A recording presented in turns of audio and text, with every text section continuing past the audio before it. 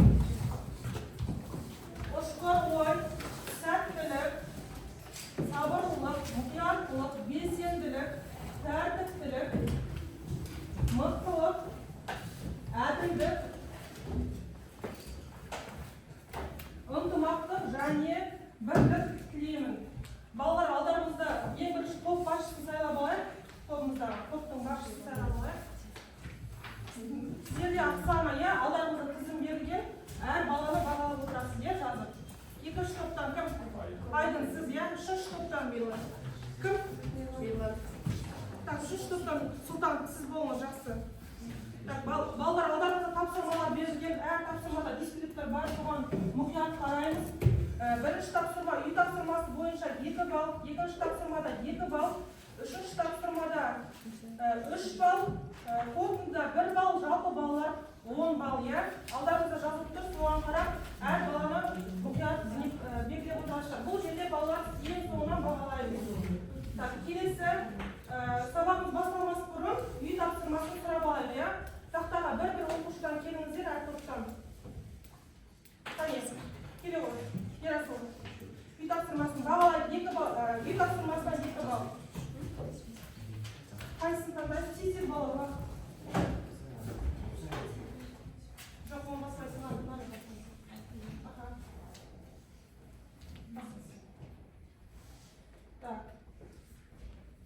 топпен жауап берсеңдер болады, жақсы. Халықтың табиғи өсуі дегеніміз не? Қаттырақ айтамыз. Халықтың көбеюі. Дұрыс жауап берді ма? Жақсы, отырайық. Келесі оқушы. Халықтың көбеюі. Кестер балалар.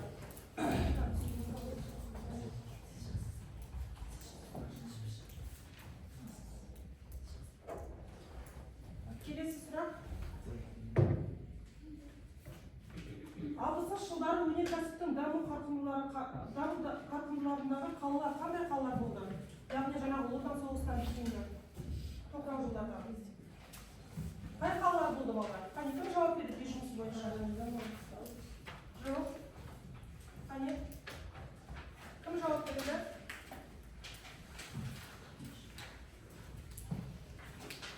Алғашқы жылдары балалар өнеркәсіптің даму Ақтау тағда Ақалы, иә.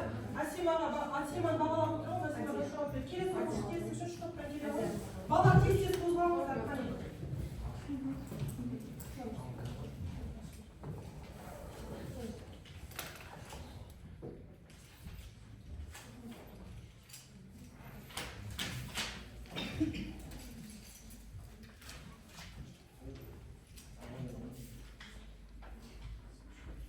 Қай жылдары тың игеру кезеңі жүргізілді? Тың игеру қай жылдары алдыңызға бақар өтеміз? Жоқ. Елу төрттен қай жылдар тыныш балалар? Өз жауап берді. 62 жылдар. Я отырыңыз балаларыңыз топтың басшысы. Бірінші топ келе осым шығады. Үй тапсырмасы бойынша. 3 сұрақ қалды. Кезектеміз. Сұлтан кім? Кетке болады келе ол.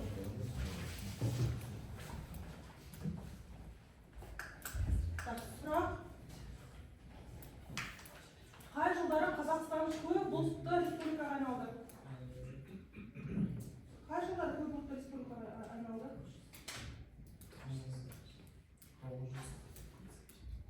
Кім айтады балалар? Қане? Өткен тақырып бойынша, үй жұмысы бойынша балалар. Өтіп кетіп қолдар. Қане, тез балалар. 1929, иә? Сұрақ ой, жауап бере аламыз. Келесі оқушы келіңіз.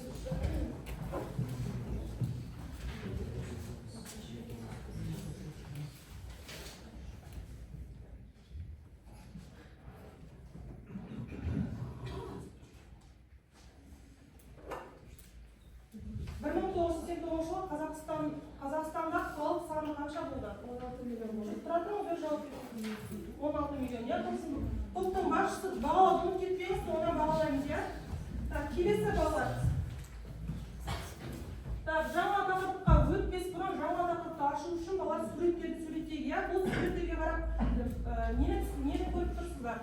Сабақтың тақырыбы қандай болуы мүмкін? Білімдер жүйесі тағы да. Мектеп тағы да не көріп тұрсыздар? Қай жылдардағы сурет балалар?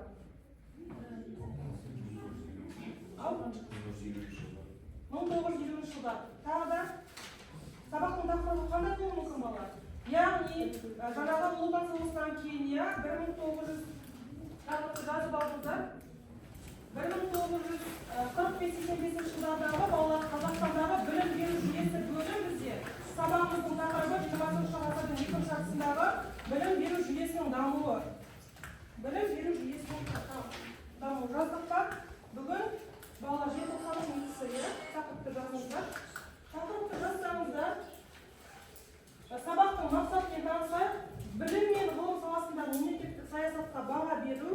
Сабағымыздың зерттеу сұрағы кеңестік білім беру саласындағы реформалар қандай мақсатта көзделді, иә? Тақтаға назар салайық. Сәлеметсіңдер ме, оқушылар? Мен жасанды интеллекті. Бүгінгі сабағымызды бірге бастайық. Бірінші кезекте сабақтың мақсатына назар аударайық. Бүгін біз жаңа білімді меңгеріп, оны тәжірибеде қолдануды үйренеміз. Сондықтан әр тапсырманы сабақ мақсатына сай орындауға тырысыңдар. Ал енді сынып ережесін еске түсірейік. Бір-бірімізді тыңдаймыз және сыйлаймыз. Белсенді боламыз. Уақытты тиімді пайдаланамыз. Қателесуден қорықпаймыз, себебі қателесуде оқу. Барлық тапсырмалар дескрипторлар негізінде бағаланады. Сондықтан әр қадамда сол көрсеткіштерге назар аударыңдар. Мен сендерге сәттілік тілеймін. Бүгінгі сабақта өз білімдеріңді толық ашуға тілектеспін. Ал кеттік жаңа білімге бірге қадам басайық. Жақсы балалар, видеоға назар салайық, иә? Мектепке дейінгі білім беру жүйесі туралы не білесің? Кеңестік мектептерде қандай жүйе болды? Мектептен кейінгі білім беру саласы жайында не білесің? Кеңестік білім беру саласының кемшіліктері мен артықшылықтарын білесің бе? Осы сұрақтарға жауап берейік. Мектепке дейінгі білім беру жүйесі туралы не білесің? 1980 жылдары балабақша тапшылығы орын алды. Қазақ кср-інде балабақшаға орналасу қарқыны 11,4%-ға төмендеді. жұмыс күші жетіспеушілігін болдырмау үшін әйел адамдардың жұмысқа шығуына жағдай жасап, балаларды балабақшамен қамтамасыз ету мәселесін мемлекет өз бақылауында ұстады. КСРО-да қазіргі кездегідей жеке балабақшалар болмады. Мемлекет балабақшаларды қажетті жабдықтармен толық қамтамасыз етіп отырды. Ата-анаға салмақ түспеді.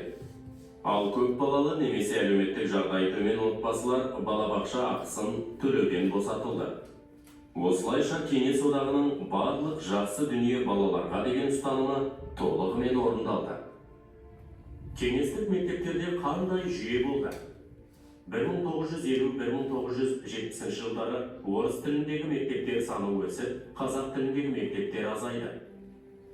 1959 жылы Қазақ КСР-інде мектептің өмірімен байланысын арттыру және халыққа білім беру жүйесін дамыту туралы заң қабылданды. 1963 жылы міндетті 8 жылдық жүйеге көшу аяқталды. 1978 жылдан бастап орта білім алу міндетті және тегін болды. 1981-1984 жылдары 11 жылдық білім беру енгізілді. Оқу 6 жастан басталды. 1985-1990 жылдары республикада реформаларды жүзеге асыру кезеңі болды. Орта мектептерге 4 пән, қоршаған ортамен танысу, өндіріс негіздері, мамандық таңдау, отбасылық өмірдің этикасы мен психологиясы, есептеу техникасы мен информатика негіздері енгізілді. Кеңестік теледидар жаңашыл педагогтердің тәжірибесін насихаттады. 1988 жылы алғаш рет КСРО бойынша 12 жылдық білім беруге көшу идеясы насихатталды. Мектептен кейінгі білім беру саласы жайында не білесің?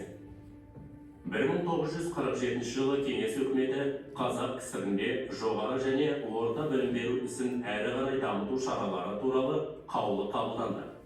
Онда жаңа жоғары оқу орындары мен факультеттер ашу, студенттер сарайын көбейту, қазақ жастарын Мәскеу, Ленинград қалаларына оқуға жіберу және тағы да басқа шаралар белгіленді. 1954 жылдан ашылған техникалық училищелер негізінен орта білімі бар жастарды қабылдап, токарь, машинист, қара жұмысшы және экскаваторшыларды дайындады. Семей, Целиноград, Өскемен, Қарағанды қалаларында жаңа институттар мен техникумдар ашылды. 1965 жылы республиканың 39 жаңа оқу орнында 144.700 студент білім алды. Қарағандыда медициналық және тау-кен институты, Семейде медициналық және мал дәрігерлік институты, Ақмолада ауыл шаруашылық, Өскеменде педагогикалық және құрылыс жол, Ақтөбеде медицина институттары ашылды. Республикада 500.000 студент білім алып жатқан 246 арнайы оқу орны болды. Соның ішінде 30 мамандық бойынша дайындайтын Сергей Миронович Киров атындағы Қазақ мемлекеттік университеті ең ірі оқу орны болды.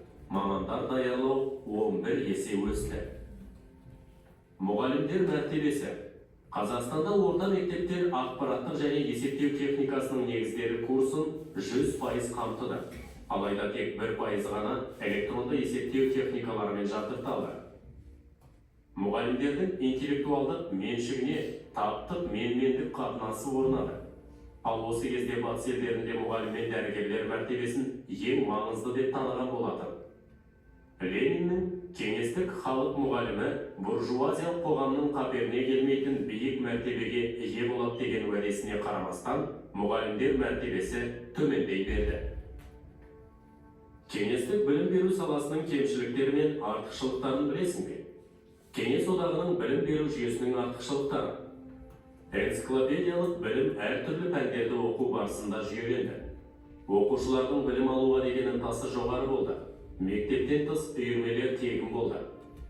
Мұғалім еңбегіне және жалпы мектепке деген құрмет қалыптасты. Жақсы балалар. Түсіндіңіздер ме? Мектепте қалай қалыптасқанын, иә?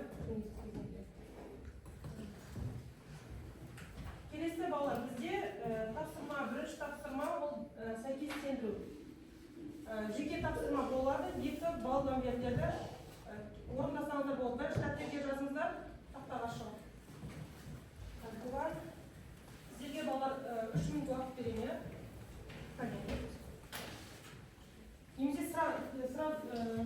жауап беремін десеңіздер, сақтаған. Қане. Мен берсеш. Келе оған. Басқаларымыз белсенділікке қатысамыз. Сәйкестендіруге. Қатыспай отырған оқушылар бағаламай қалды. Жоқ, олай емес. Айта ғой. Қайсысы? Медицина және Алтын институты Қарағандыда. Қарағандыда дейді. Мынау ма? Біріншісі Қарағандыда. Дұрыс жауап берді ма? Өте жақсы. Жаңа 2 балл қойыңыз. Асима келе ғой. Қайсысы? Институты Ақтөбеде дейді. Дұрыс па? Я дұрыс жауап берді. Келесі кім келеді? Қатыспай отырған оқушылар. Келе ғой Нелла. Педагогикалық және жол құрылыс институты Өскеменде дейді. Дұрыс па? Я дұрыс жауап берді. Келесі кім шығар? Қане? 2 балдан қойылады. Шықпағандар. Келе ғой болғаны. Мен де медициналық және малдәрігерлік институты ол бізде Семейде, иә, қателестім. Жақсы. Соңғысы бізде балалар кім шығады? Болғанай, жақсы. Ауыл шаруашылық институты ол бізде қай қалада екен ашылғаны? Ақмолада. Жақсы балалар. Келесі тапсырма бізде жұппен орындайтын тапсырма. Ақсүйек әдісі бойынша балалар сұрақтарға жауап бересіздер. Қане. Өзім жасайын.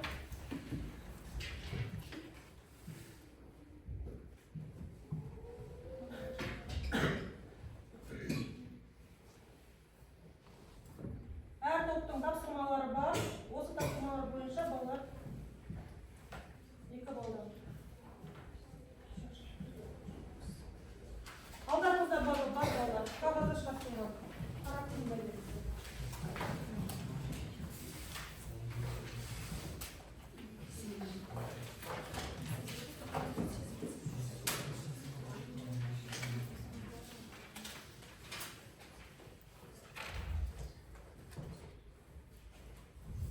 Уақыт балалар 8 минут уақыт берді. Жұптарыңызды орындайсыздар. Бұл жұптен тапсырма. Жаныңыздар жұптен. Дәптерге жазып. Сұрақтарға жауап бересіздер. Жұбыңыз еміне, қасыңыздағы оқушымен. Жұппен тапсырма балалар. Топ басшылары бағалап тұрмыз ғой, иә? Қане. Мен соны бересің.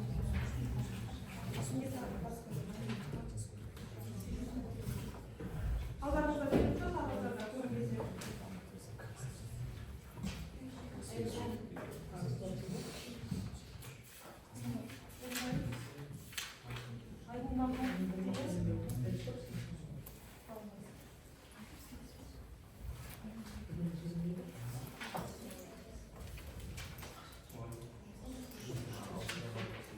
Ауызша қайда жауап бересіз? Бірінші топтың бірінші сұрағына ауызша жауап бересіз, иә? Жақсы. Жауап бере ғой. Оксана бағалауында ашыңыз. Тыңдаймыз. Педагогикалық институты ашылды. Және ол жылдары 15%-ке педагогикалық мамандық көбейді. Жақсы. Дұрыс жауап берді. Отыра ғой. Келесі екінші топ. Қай жылдары білім беру жүйесін институт жаңғырту кезеңінде 1962 және 1963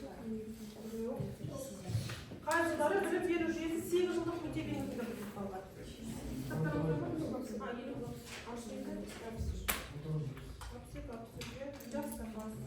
Келесі бірінші топ. Екінші топты бағалап отырмыз айдың. Кім жауап берді? Болған ай. Әсет. Екінші сұрақ. Жұбыңызбен бар? Жұппен тапсырма. Жазбаша көзеткен. Жақсы жауап бере ғой.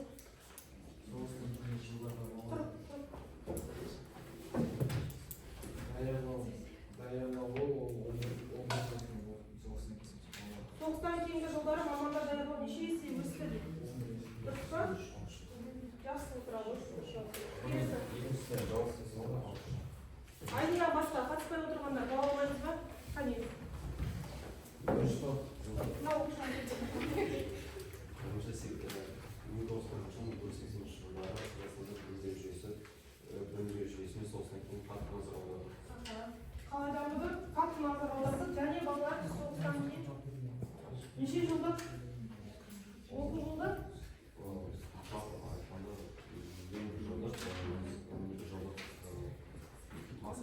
Жақсы отырады. Білім беру жүйесі қандай болды деп осы сұрақты толтыра қойшы. Қандай білім беру жүйесі болды? Топтарыңызға бөліп қойдым. Жоғары. Я арман едім. Жақсы отырады. Келесі, қай топ қалды бізде? Қайсы топ? Үшінші топ. Қатыспай отырғандар. Мұсая, қане? Мұсая, жауап беріңіз.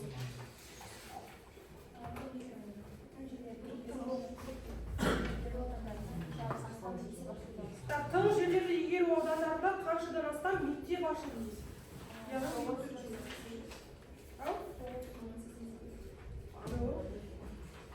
Қане? 500-ден астам, иә? Жақсы, келесі оқушы. Соңғы сұрақ қалды, иә? Үшінші топта. Мектеп тобында. 1947 жылы сұрақ болды. Сырада жалпы білім беретін және кәсіби мектептерде реформа жасалды. Иә, реформа. 47 жылдары жақсы отырады. Топ басшылар міндетті түрде бағалап отырыңыздар. Бұл бізде екінші тапсырма, екінші тапсырма аяқталды. Жақсы. Келесі балалар. Келесі бәрін орнымызда тұрайық, иә? Жапондық сертификаты бойынша 1 минуттық сертификат жасалады.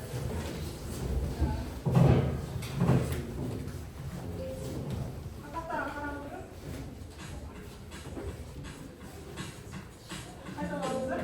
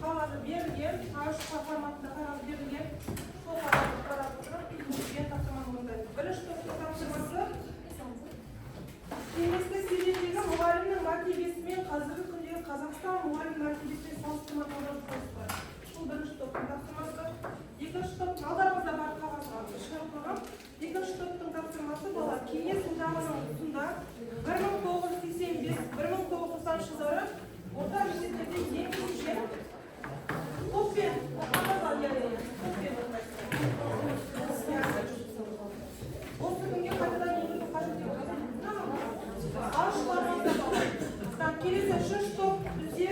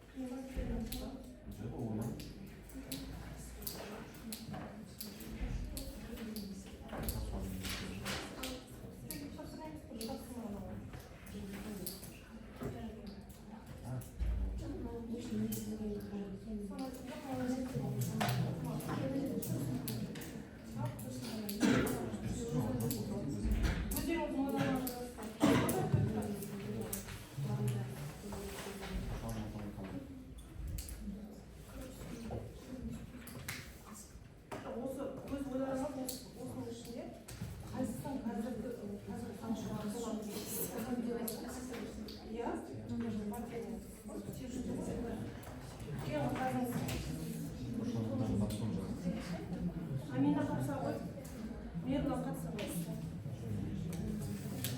Амина келіп қатыса ғой.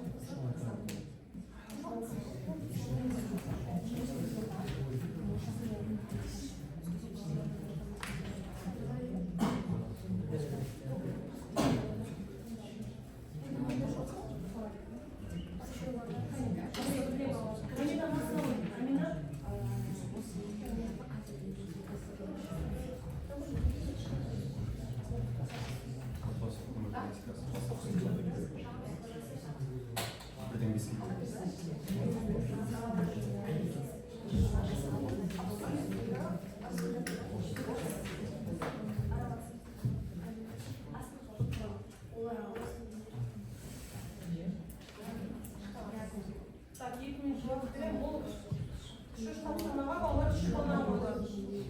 Бәріңіз белсенді қатысыңыздар 3 балдан, иә?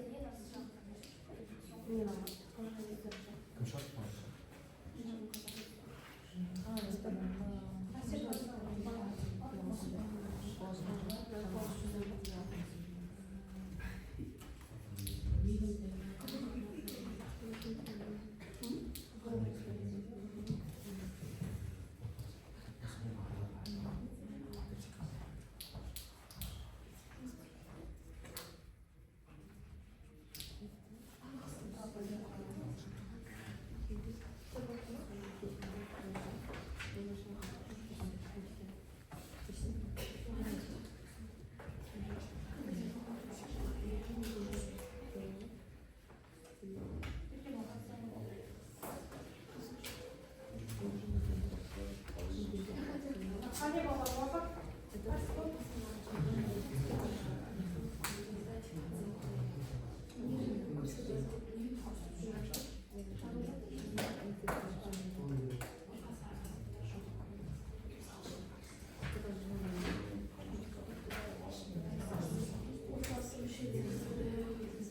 Қане балалар, қайсы топ?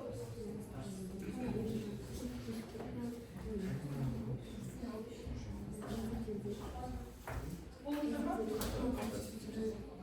Ол айтыңыздар, иә балалар?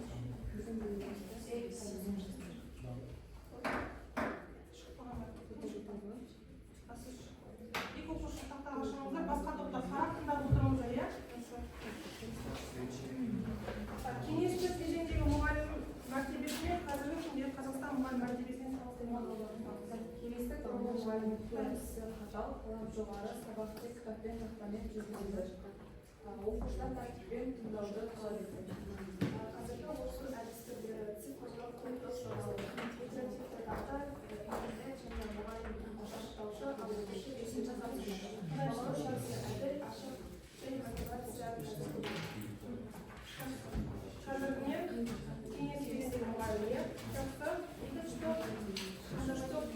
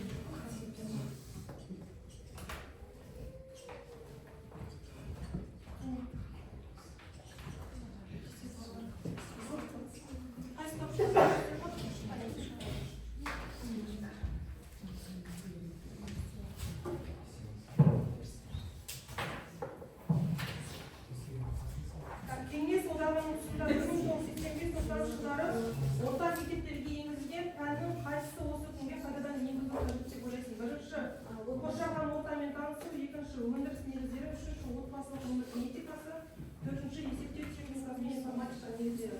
Бұл Қызыл бойынша, екінші бойынша отбасылық этикасы себебі қазіргі уақытта көп балалар ұрысып кесіп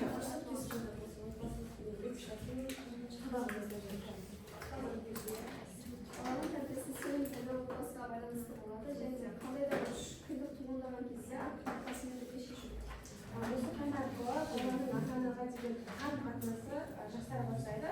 Отбасы мүшелері бір-біріне көмектесу, мейірімшілік былай жақсарады. жақсы дұрыс жауап бердіңіздер. Өздеріңіз білгендер отбасылық этикасы деген конечно, что балалар оқып жатыр. Сұрақ білім берудегі дамыту саласының жағымды және жағымсыз жақтары. Білім беру саласының жағымсыз жақтары,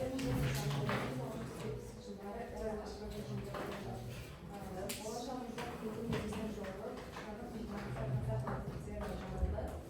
мектептерде білім беру білім беру саласының жағымды жақтары. Қамтамасыз елуінші жылдары облыс орталықтарында педагогикалық институттар ашылды. Және де 1920 жылға қарай жалпы білім беретін 988 мектепте жұмыс істеп, оларда 1.339.000 оқушы білім алды. Бұл жағында жағымсыз. Мектептерде білім беру Тоталитарлық ықпалдан шықпады. Жақсы балалар, келесі бізде сабақты бекіту, яғни қорытындылау. Қорытындылау асыл тату әдісі арқылы сұраққа жауап беру арқылы жаңағы ақиқат немесе жалған екенін анықтайсыздар. Бұл тапсырмаға балалар 1 балдан беріледі. Және 5 сұрақ өтеді. Кім шығады? Ал, шыға ойын.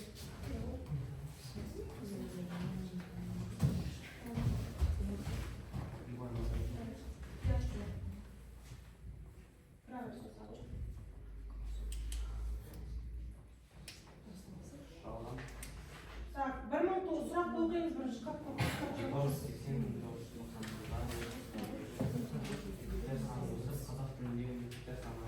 1980-1990 жылдардағы орыс тіліндегі мектептер саны өсіп, қазақ тіліндегі мектептердің саны азайды дейді.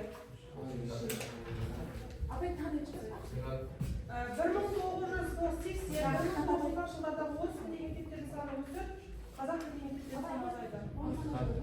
Ақиқатты тыныш балалар, ақиқатта жалғанды. Жалған дейді балалар. Жоқ, қане отыра ғой. Болғана иә, жақсы, ақиқат деп отыр. Келесі сұрақ, шықпаған оқушылардан шығарыңыздар, топтан шығарады, баға алынбай қарақтар. Келесі, Лениннің балалар кеңестік халық мұғалімі. Лениннің кеңестік халық мұғалімі буржуазиялық қоғамда қабілетіне келмейтін жоғары мәртебеге ие болады деген уәдесіне қарамастан мұғалімдердің мәртебесі төмендей берді ма? Иә, ақиқат иә, яғни төмендей берді. Келесі, иә, шыға ғой. Келесі, болады. 1900 оқиға қатты оқиға. 1907 жылы кеңес үкіметі қазақ кср-де жоғары және орта білім беру ісі қарай жұмыстары туралы қаулы қабылданды. Сұрақ бізде 1920 жылы кеңес үкіметі қазақ кср-де жоғарғы және орта білім беру ісін әрі қарай дамыту шаралары туралы қаулы қабылданды дейді. Ақиқат дейді, дұрыс жауап берді. Келесі оқушы. Әмина шыға қойшы. Әмина, келе ғой. Кезегіңіздер болады.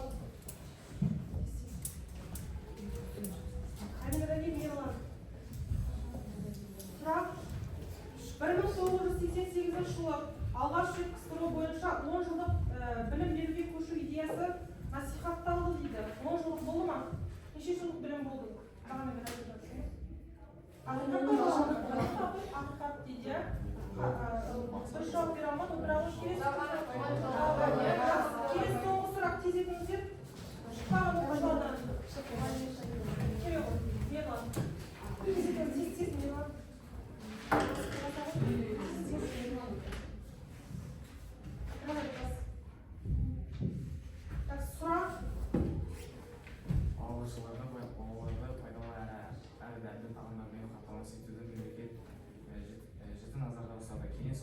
тоқсандамын барлық жақсы балалар арқылы от алды деп айтуға болады.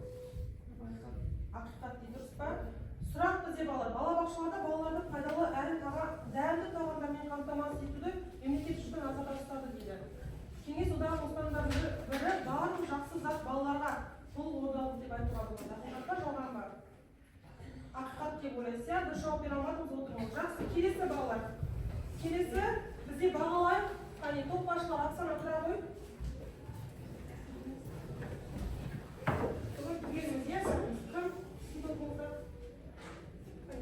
Айтамын. Әсет. Неше балл? 4? Неше балл? 4 балл. Келесі. Неше балл? 1 балл. 1 балл. Бірақ сұраққа жауап берсе, топ осында 3 балл. 3 балл. 4 балл. Әсетке қосын ба топтық 3 балл? Қосаңыз болған. Келесі. Айнұра неше? Айнұра 6 балл, иә? Айнұра 6 балл, жақсы. Келесі? Аяужан 6 балл. Жақсы. Келесі? Ерасыл 7 балл. Жақсы. Қалым Еркебұлан 7 балл. Бәрі бағаланды ма? Жақсы. Келесі топ басшысы? Айтпай болғаны 8 балл жауды. Айтпай болғаны 8 балл. 5. Жақсы. Есімдер бақытжан. Есім жарты салсаңызшы, қайсы? Мұхаммед Еркебұлан 6 балл жауды. 6 балл Еркебұлан. Жақсы. Келесі? Азиз 8 балл жауды. Али 8 балл. Асима 8 балл жауды. Асима 8 балл. Айдын 8 балл. Иә, бәрі бағаланды ма? Келесі? Қанты бала жететіңіздер? Кім? Нұрсая 8 балл. Адия 9 балл. Жанерке 8 балл. Амина 6 балл. Аралында 7 балл. Мирланда 7 балл. Жақсы балалар. Бағаларыңызға кері байланыс ретінде тақтаға шығып басып жүрсеңіздер, иә, график басасыздар, сұрағыңыз болса, сұрағым барды басасыздар, бірақ түсініксіз болса түсінбедім, барлығы түсінікті болса түсінігін басасыздар. Қане, бірінші топ тез етіңіздер. Бірінші топ тез балалар, бірақ рет басыңыздар.